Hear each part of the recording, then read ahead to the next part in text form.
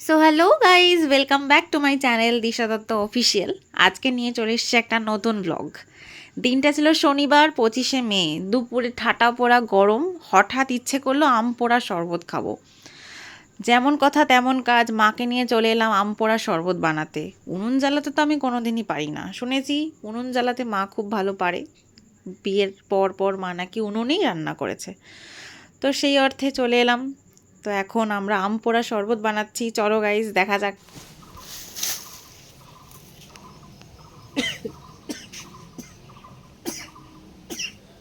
আর কাঠ কোথায় পাবো?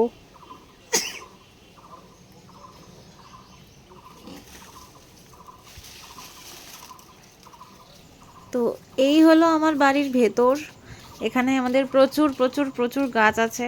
সামনে আম গাছ আছে, লেবু গাছ আছে, আরও অনেকগুলো গাছ রয়েছে, ফুল গাছ। এটা মানি প্ল্যান্ট ট্রি। এই যে আমার মা, আর এই যে উনুন, আর এইটা হচ্ছে আমাদের বাড়ির ভেতরটা। আমাদের বাড়িটা হচ্ছে ওই যে ট্যাঙ্কটা, ওইটা আমাদের গ্যারেজ ঘর, ওর পেছনে আমাদের বাড়ি। আর এটা হচ্ছে আমাদের বাড়ির ভেতরটা, যেখানে আমাদের খুবই কম আসা হয়। ওই যে ওই রাস্তাটা থেকে আমরা একটু আগে এলাম। তো এখানে মা উনুন জ্বালানোর প্রিপারেশন নিচ্ছে অলরেডি। তা মা বললো কিছু একটা নিয়ে আয় যেটাতে বসবো। তা আমি নিয়ে যাচ্ছি আমাদের কলপার থেকে একটা ভাঙা পিঁড়ি। এবার চলো এই পিঁড়িটা নিয়ে গিয়ে মাকে দেবো। মা এটাতে বসে আমটা পুড়িয়ে দেবে আমাকে, তাহলে বাকি শরবতটা আমি বানাতে পারবো। তো এই যে মা উনুনের উপরে আমাদের একটা জালি আছে, ওই জালটা রাখলো, যেটাতে আমরা রেখে আমগুলোকে পোড়াতে পারবো। কারণ আমগুলোর তো ওইভাবে ডাইরেক্ট উনুনে দিয়ে পোড়ানো সম্ভব নয়। তাই জন্য এই জালিটার ওপর, এই জালিটাকে ইউজ করে আমরা আমগুলোকে পোড়াবো। তো মা একটা একটা একটা একটা করে সমস্ত আমগুলো দিয়ে দিচ্ছে উনুনের মধ্যে। তো আবার উনুনটা নিভেও গেল। তো দেখা যাক মা আবার উনুনটা কীভাবে জ্বালায়। তো খুব সুন্দরভাবে মা আবার উনুনটা জ্বালিয়ে দিল, কেরোসিন তেল, শুকনো পাতা, কাঠ এসবের মধ্যে থেকে। তো আমাদের মোট 8টা আম ছিল। 3টে আম প্রথমে দেওয়া হয়েছে, পরে আস্তে আস্তে সব আমগুলো নিয়ে আমরা একটা একটা করে পুড়িয়ে নিয়েছি। তো চলো দেখা যাক আমগুলো পোড়ানোর পর শরবতটা কীভাবে বানাই আমরা। একেতে গরম, তার মধ্যে উনুনে আমগুলো দেওয়া, হাত দিয়ে তো মা ধরতে পারছে না, যার ফলে আমি ঘর থেকে একটা কাপড়, একটা ছুরি আর 2টো চামচ নিয়ে গেছিলাম, যাতে মা এই ছুরি আর চামচের সাহায্যে ধরে ধরে বুঝতে পারে আমগুলো কতক্ষণ লাগবে আর পোড়া হতে। তো দেখো মা কি সুন্দর ছুরি দিয়ে দিয়ে সমস্ত আমগুলোকে ছুরি চামচ দিয়ে উল্টে পাল্টে দিচ্ছে। এটার ফলে তাড়াতাড়ি আমগুলো পুড়বে এবং বোথ সাইড পুড়তে খুব সুবিধে হবে, নয়তো আরেক সাইড উল্টানো এই গরমের মধ্যে খুব অসুবিধে হয়ে যাচ্ছিল শুধু হাতে। একটা আম আবার পড়েও গেছে, আবার আরেকটা আম রাখলো মা। তো এইভাবেই একটা একটা একটা করে আম আমরা পুড়িয়ে নিচ্ছি। তো চলো এরপর কি হয় দেখা যাক।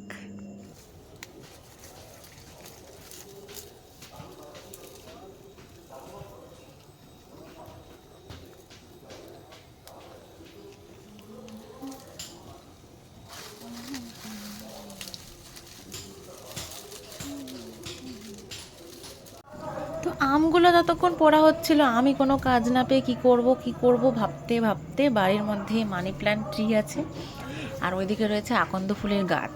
2টো আকন্দ ফুল ছিঁড়ে, একটা মানি প্ল্যান্টের পাতা ছিঁড়ে আমি করছিলাম খেলা। কি খেলছিলাম আমি জানি না। আর এইদিকে দেখো উনুন গাই গাই করে চলছে, আর আমগুলো প্রায় পোড়া হয়ে এসছে। মা বললো আর একটু টাইম পোড়ালেই হয়ে যাবে, প্রায় শেষের মুখে। এরপরে আমগুলো পুড়িয়ে নিয়ে ঘরে গিয়ে ধুয়ে তারপর শরবত বানাতে হবে। আর এই যে এটা হচ্ছে আমার চিনি, ওরা 2 ভাই, আরেকজন আছে তার নাম বাতাসা, তাকে দেখতে পাচ্ছিলাম না, ওকে ডাকছি আর ও আমার পিছন পিছন চলে আসছে, সেটারই একটা ক্লিপ নিয়েছি। তো চলো এরপর দেখা হচ্ছে একদম ডাইরেক্ট আমগুলো নিয়ে গিয়ে। ওই যে আমাদের গাছ, গাছের মধ্যেও আম হয়েছে, আমি সেটাই দেখানোর চেষ্টা করছি ভিডিওতে। তো ঘরের মধ্যে আমগুলোকে এনে বেসিনে আমি একটা গামলার মধ্যে চুবিয়ে রেখেছিলাম কিছুক্ষণ, যাতে আমগুলো ঠান্ডা হয়, তারপরে আমি ছাড়াতে পারি আমগুলো।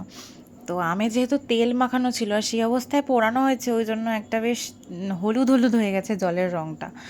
ওই জন্য আমি একটা একটা করে আম বার করে নিয়ে বেসিনে রেখে তারপর সমস্ত জলগুলো ফেলে সেই গামলার মধ্যে আবার আমগুলোকে একটা একটা করে রেখে নিচ্ছিলাম, যাতে এরপর আমার পক্ষে এটা ছাড়ানোও খুব সোজা হয়, এবং ছাড়িয়ে আমি যাতে আমের পাল্পগুলোকে খুব ইজিলি বার করে আনতে পারি।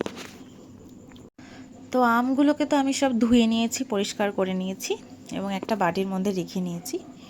এইবারে আমগুলোকে আমি ঘষণির সাহায্যে ঘষে ঘষে আস্তে আস্তে আমের যে অ্যাকচুয়াল পাল্প, সেই পাল্পটা বার করে নেব, যেটা আজকে আমার আম পান্নার মেইন ইনগ্রেডিয়েন্ট হতে চলেছে।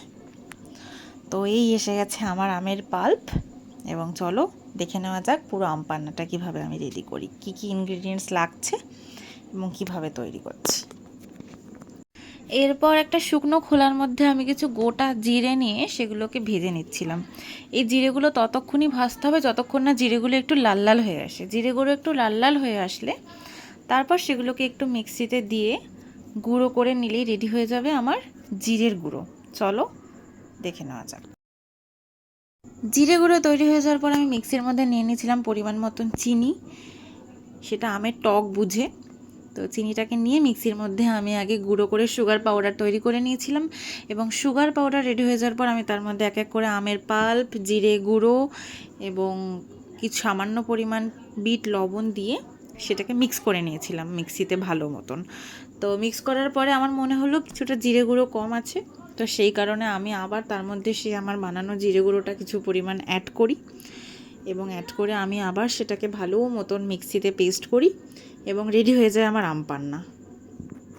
তো এরপর খাওয়ার পালা। ফ্রিজ থেকে আইস কিউব বার করে, গ্লাস বার করে, আমের পাল্পটা যেহেতু জল মেশানো হয়নি তো এটা স্টোর করে রাখা যায়, এটাকে ভালো করে বানিয়ে নিলাম, বাকিটা স্টোর করে দিলাম। তো চলো এবার কেমন হয়েছে দেখবো কেমন হয়েছে।